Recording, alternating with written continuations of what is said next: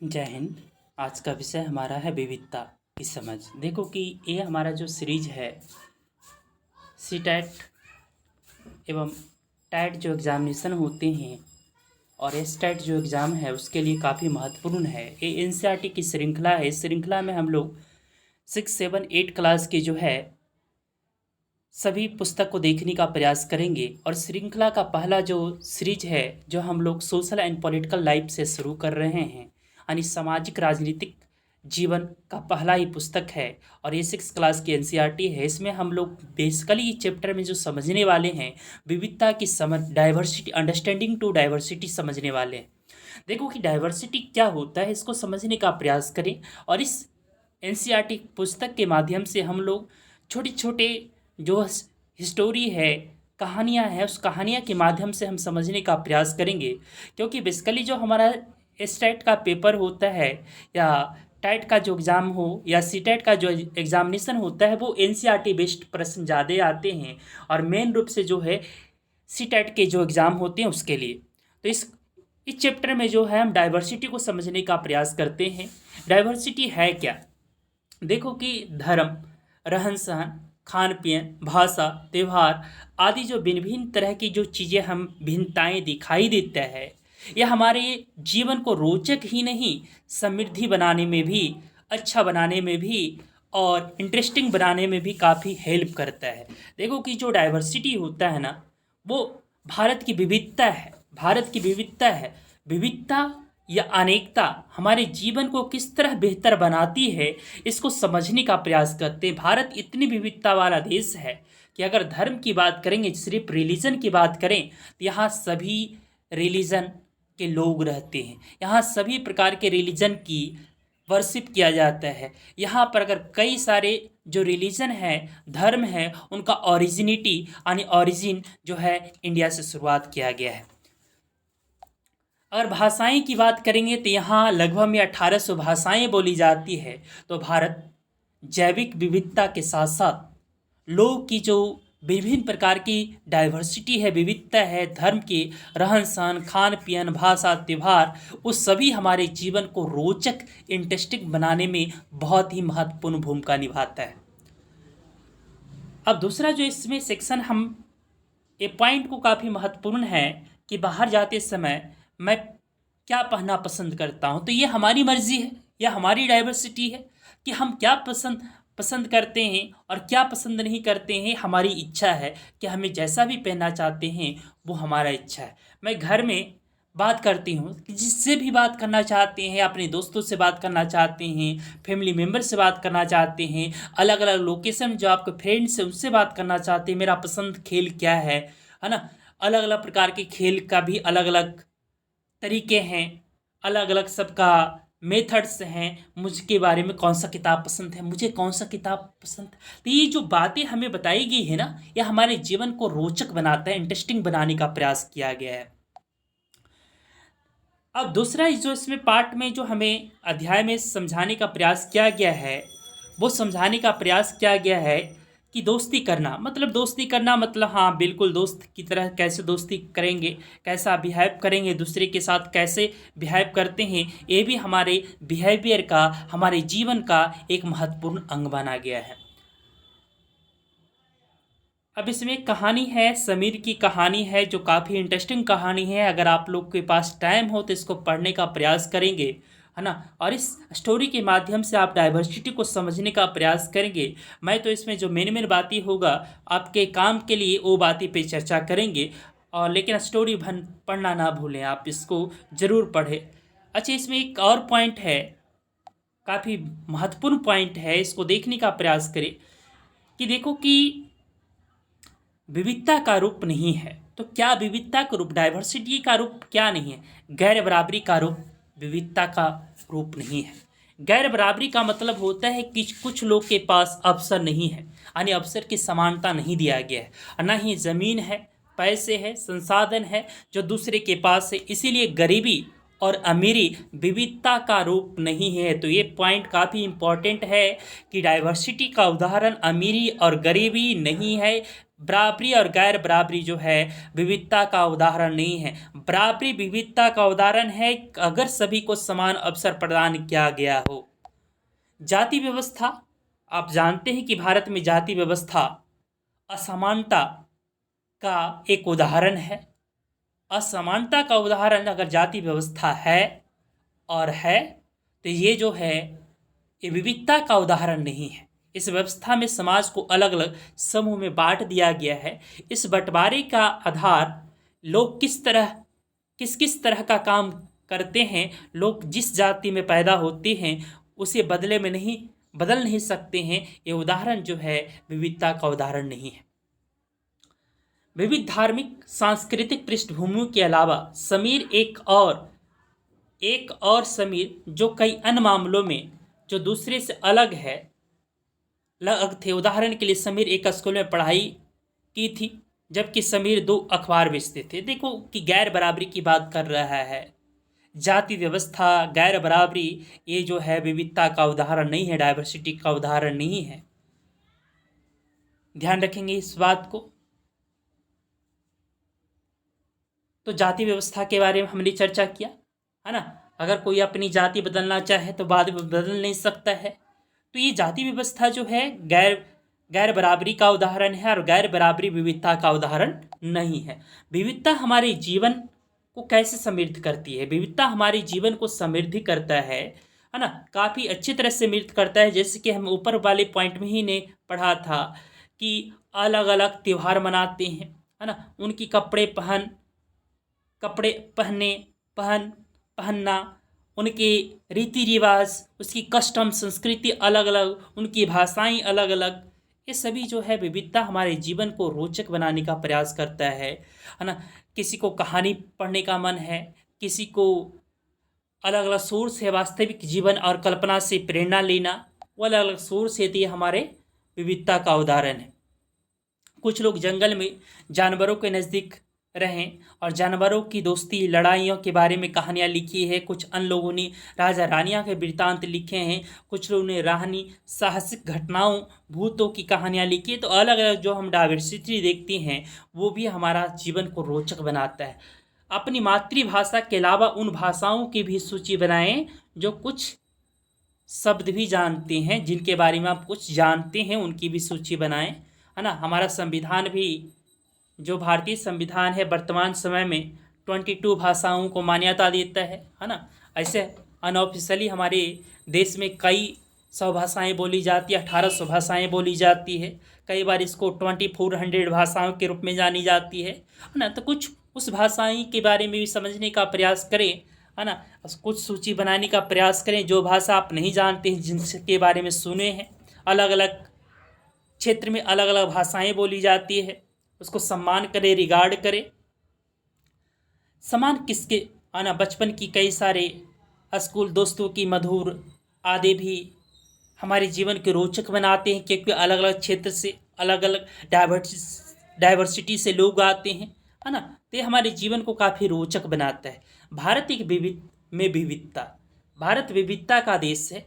हम भिन्न भिन्न भाषाएं बोलते हैं, भिन्न भिन्न प्रकार के खाना खाते हैं, अलग अलग त्यौहार मनाते हैं और भिन्न भिन्न धर्मों को पालन करते हैं। लेकिन गहराई से सोचे तो ये वास्तव में हमें एक तरह से क्या करता है, एक तरह से हमें की चीज़ें ही करते हैं, केवल हमारे करने के तरीके अलग हैं, यानी कि जो मेथड है वो अलग है, लेकिन ये सभी कुछ क्या है, एक है। तो डाइवर्सिटी, अनेकता जो है हमारा एक पावर है, एक शक्ति है, और करने के तरीके अलग हैं, करते वही चीज़ें हैं और एक ही रूप है। इसमें कुछ और भी महत्वपूर्ण पॉइंट था, ये हमने आपको चार्ट दिखाया है। प्रार्थना, इबादत करना है ना, इबादत करना, कोई प्रार्थना करना है ना, कोई भक्ति करना, भक्ति का गीत गाना।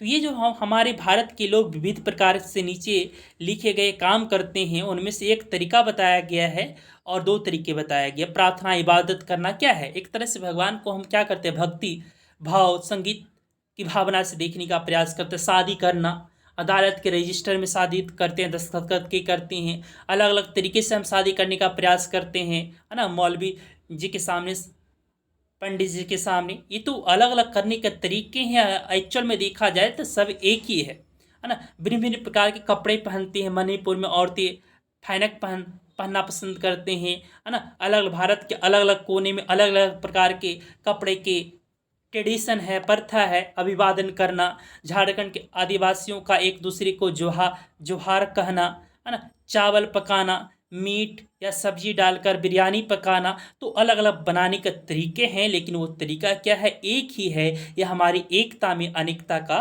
प्रतीक है। हम विविधता को कैसे समझें? अब प्रश्न उठते हैं, इस डाइवर्सिटी को हम कैसे समझें? डाइवर्सिटी को समझने का प्रयास करें, बहुत गहराई में इसको समझने का प्रयास करें। और साथ में साथ ये चैप्टर आपके लिए बहुत ही अति महत्वपूर्ण है कि बच्चों के अंदर भी सोच पैदा करें कि हमारी डाइवर्सिटी जो है अनेकता में एकता की पहचान है। करीब 200 से 200 वर्ष पहले, जब रेल, हवाई जहाज, बस, कार हमारे जीवन का हिस्सा नहीं थे, तब लोग संसार के एक भाग से दूसरे भाग की यात्रा वे पानी के जहाज, घोड़े या ऊंट पे बैठ कर करते थे, या फिर पैदल करते थे, या बैलगाड़ी का प्रयोग करते थे। अक्सर यात्राएं खेती और बसने के लिए, नई जमीन की तलाश में, या फिर व्यापार के लिए किए जाते थे। चूँकि यात्राएं जो ट्रेवल्स हैं बहुत समय लगता है, इसीलिए लोग नई जगह पर अक्सर काफ़ी लंबे समय तक ठहर जाते थे। इसके अलावा सूखे, अकाल के कारण भी कई लोग अपना घर बार छोड़ देते थे। उन्हें जब पेट भर खाना नहीं मिलता था, तब वे एक जगह से दूसरे जगह जाकर बस जाते थे। कुछ लोगों का काम की तलाश में और कुछ युद्ध के कारण घर छोड़ देते थे। तो ये क्या है, हम डाइवर्सिटी को समझने का प्रयास कर रहे हैं कि हमारा डाइवर्सिटी क्या है। जब लोग नई जगह में बसना शुरू करते थे, तब उनके रहन सहन, है ना, रहन सहन में थोड़ा बदलाव आ जाता था। कुछ चीज़ें वे नई जगह अपना लेते थे, कुछ चीज़ें जो है पुरानी की तरह ढोते रहते थे, चलते रहते। इसी तरह इनकी भाषाएं, भोजन, संगीत, धर्म आदि नई और पुराने का मिश्रण होता चलता गया। उनकी संस्कृति और नई जगह की संस्कृति में आदान प्रदान होता, और धीरे धीरे एक मिक्स कल्चर, जिसको हम लोग कहते हैं कंपोजिट कल्चर की शुरुआत हुआ। संयुक्त संस्कृति की शुरुआत की गई, कंपोजिट कल्चर यानी मिक्स्ड संस्कृति की शुरुआत हुआ। तो ये पॉइंट समझ में आया, कंपोजिट कल्चर, मिक्स संस्कृति का काफ़ी इंपॉर्टेंट पॉइंट था। अब इसमें देखेंगे अलग अलग क्षेत्रों का इतिहास देखें तो हमें पता चलेगा कि किस तरह भिन्न भिन्न सांस्कृतिक प्रभावों ने वहाँ के जीवन और संस्कृति के आकार को आकार देने का योगदान दिया है। इसी तरह विशिष्ट इतिहास के कारण विविधता संपन्न हो जाते थे। ठीक इसी प्रकार लोग अलग अलग तरह के भौगोलिक स्थितियों से किस प्रकार सामंजस्य बैठाते थे, उससे भी विविधता उत्पन्न होती है। उदाहरण के लिए समुद्र के पास रहने में और पहाड़ी इलाकों में रहने में बड़ा फर्क होता है। जो समुद्र के किनारे रहते हैं और जो पहाड़ी इलाके में रहते हैं, जैसे कि आपने देखा अभी जो समुद्र के किनारे लोग रहते हैं उनको कई सारे चक्रवात का सामना ज़्यादा करना पड़ा। ताउते चक्रवात का नाम, साइक्लोन का नाम सुने होंगे। अभी आस चक्रवात का नाम सुने। तो ये सब जो है, जो साइक्लोन होता है, जो तटीय इलाका होते हैं, समुद्र के किनारे होते हैं, वो ज़्यादा प्रभावित होते हैं। बीच वाले एरिया भी कम प्रभावित होते हैं, लेकिन जो किनारे वाला एरिया होते हैं बहुत ज़्यादा प्रभावित होते हैं। जबकि जो पहाड़ों के किनारे जो लोग रहते हैं, पहाड़ के सन्निकट रहते हैं, उनका अलग वातावरण होती है। उनका जोग्राफिकल, बायोलॉजिकल अलग अलग तरीके भौतिक वातावरण उत्पन्न होते हैं।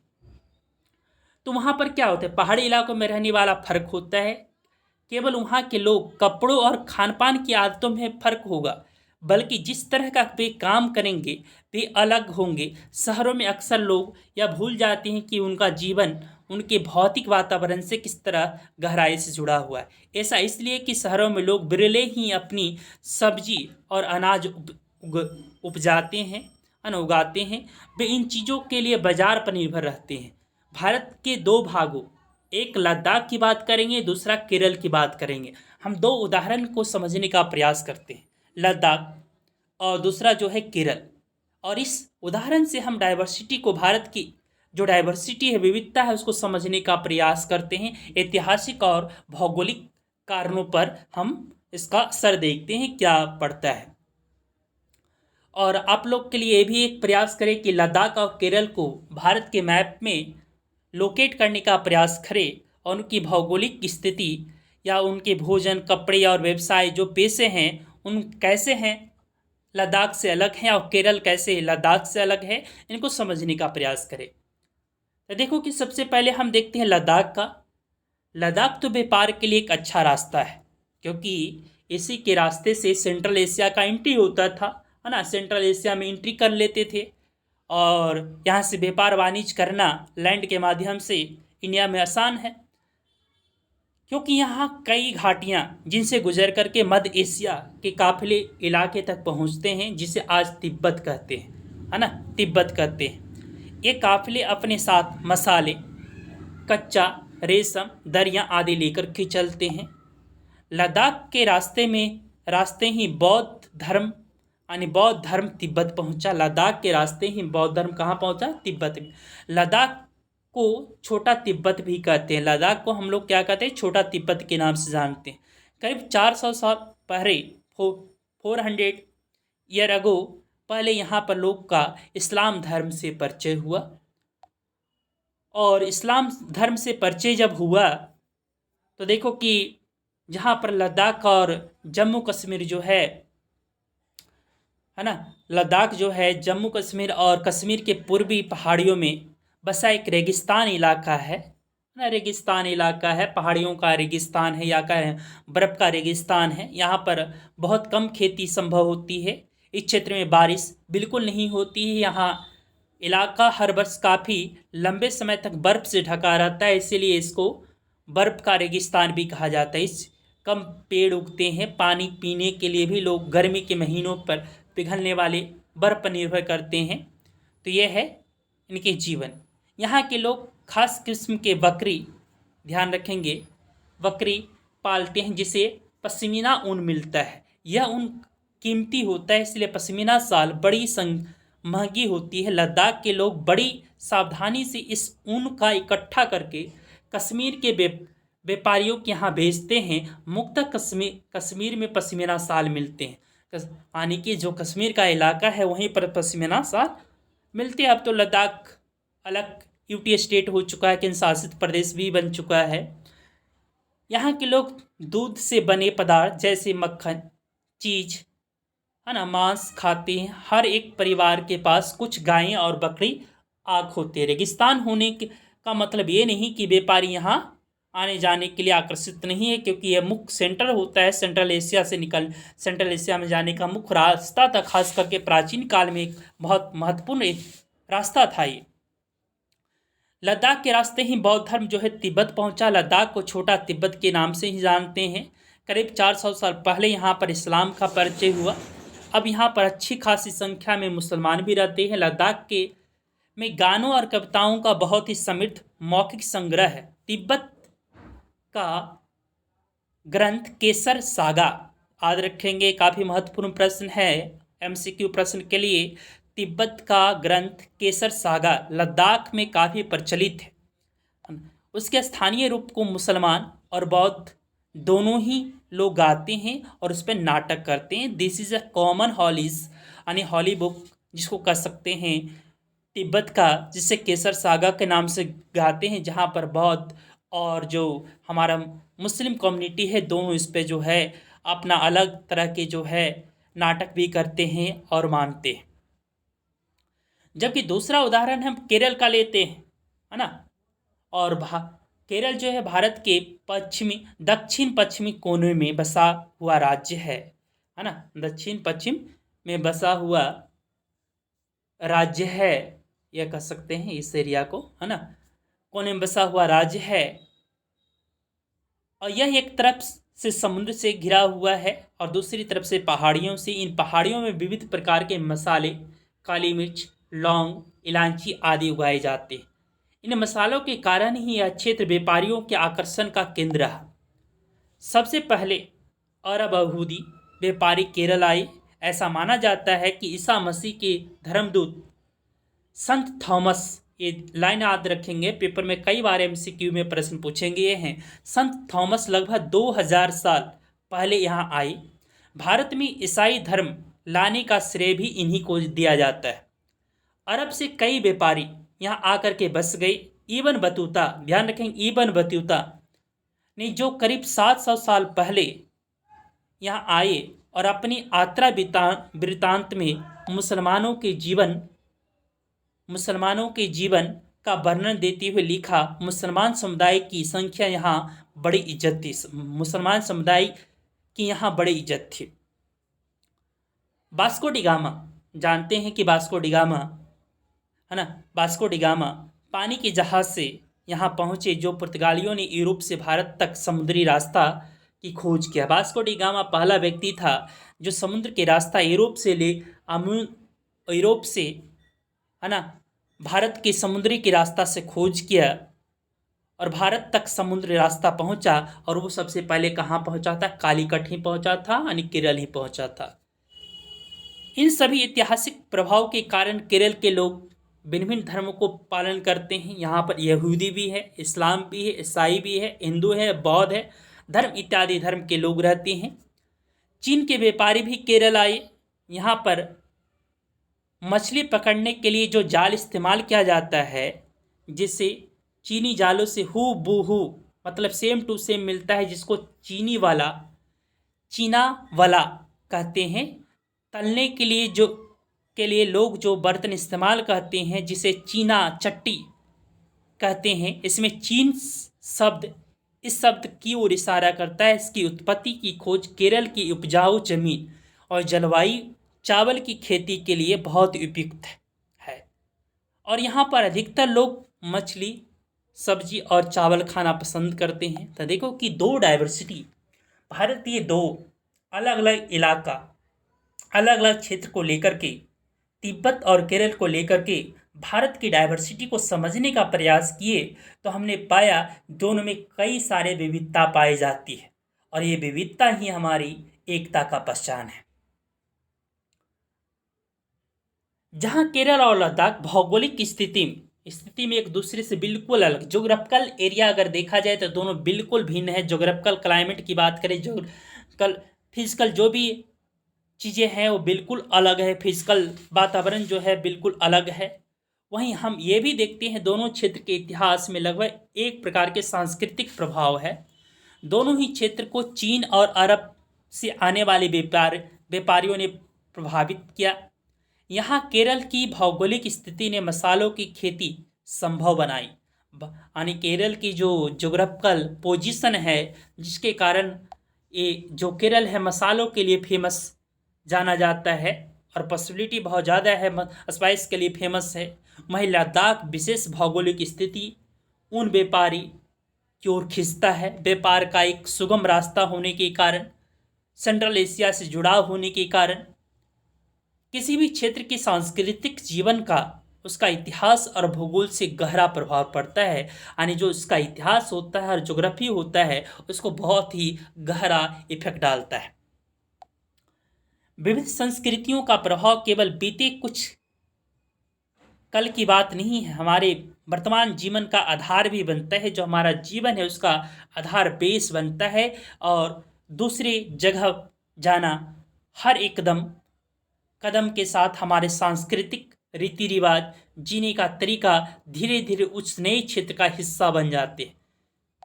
जहाँ हम जाते हैं, पहुँचते हैं, ठीक इसी तरह अपने पड़ोस में हम अलग अलग समुदाय के लोगों के साथ रहते हैं, अपने रोजमर्रा के जीवन में मिलजुल करके काम करते हैं और एक दूसरे के रीति रिवाज और परंपराओं को घुल मिल जाते हैं और रिगार्ड करते हैं। इस परंपरा और रीति रिवाज, संस्कृति ही हमारी विविधता है।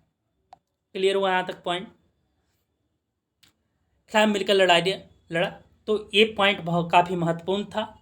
विविधता में एकता, भारत जो है विविधता है, लेकिन इस विविधता हमारी शक्ति है, पहचान है। भारत की विविधता अनेकता को उसकी ताकत का स्रोत माना गया है। जब अंग्रेज भारत पर राज कर रहे थे तो क्या धर्म, क्या भाषा, क्या क्षेत्र, क्या महिला, क्या पुरुष, सब लोगों ने मिल करके अंग्रेजों के साथ संघर्ष किया और आंदोलन किया और आज़ादी लड़ करके लिया, है ना। तो भारत की स्वतंत्रता संग्राम अलग अलग परिवेश के लोग शामिल थे।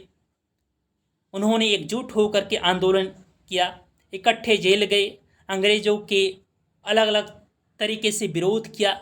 अंग्रेजों ने सोचा कि वो भारत के लोगों में फूट डाल सकता है क्योंकि उनमें काफ़ी विविधता है और इस तरह उनका राज चलता रहेगा। मगर लोग ने दिखा दिया कि एक दूसरे से चाहे कितना ही भिन्न हो, लेकिन अंग्रेज हुकूमत के खिलाफ मिलकर के लड़ाई लड़ा और ये बता दिया कि यही अनेकता हमारी ताकत है, यही हमारी पहचान है। क्लियर हुआ पॉइंट?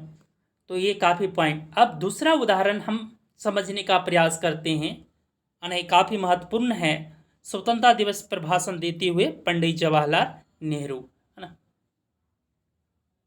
दूसरा उदाहरण देखने का प्रयास करते हैं, और एक गीत यहाँ पर है ना। इस गीत को भी थोड़ा सा ध्यान रखेंगे, कई बार पूछ देते हैं पेपर में। दीन खून के हमारे प्यारे ना भूल जाना, खुशियों में अपनी हम पर आंसू बहा के जाना। और ये जो लिखा गया है भारतीय जन नाट्य संघ इप्टा, ध्यान रखेंगे, भारतीय जन नाट्य संघ इप्टा। एक गीत अमृतसर में जालियांवाला बाग, है ना। जालियांवाला बाग बहुत इंपॉर्टेंट घटना थी, है ना, आज़ादी की महत्वपूर्ण घटनाओं में से एक है, गाया गया था। इस हत्याकांड में एक ब्रिटिश जनरल ने उन शांति प्रिय निहत्थे लोगों पर खुलेआम गोलियां चलवा दी जो बाग में इकट्ठे होकर सभा कर रहे थे। महिला, पुरुष, हिंदू, मुस्लिम, सिख, कितने लोग थे जो अंग्रेजी के पक्षपात पूर्ण नीति के खिलाफ विरोध करने के लिए जमा हुए थे। उसमें से बहुत सारे लोगों की जानें गई, उससे भी ज़्यादा घायल हुए। यह गीत उन शहीदों की याद में गाया गया था। स्वतंत्रता संग्राम के दौरान उभरते गीत और चिन्ह विविधता के प्रति हमारा विश्वास बनाए रखता है। क्या आप भारतीय झंडे की कहानी जानते हैं? स्वतंत्रता संग्राम के दौरान ही भारत के झंडे की परिकल्पना की गई थी। इस झंडे को सारे भारत में लोगों ने अंग्रेजों के खिलाफ इस्तेमाल किया। जवाहरलाल नेहरू अपनी पुस्तक भारत की खोज, ध्यान रखेंगे, है ना, एमसीक्यू प्रश्न के लिए काफ़ी महत्वपूर्ण है। पंडित जवाहरलाल नेहरू की पुस्तक भारत की खोज लिखा भारतीय एकता, है ना। ये लाइन अंडरलाइन कर लेंगे कि ये किसके द्वारा। भारतीय एकता कोई बाहरी थोपी हुई चीज़ नहीं है, बल्कि यह बहुत ही गहरी, जिसके अंदर अलग अलग तरह के विश्वास और प्रथाओं को स्वीकार करने की भावना है,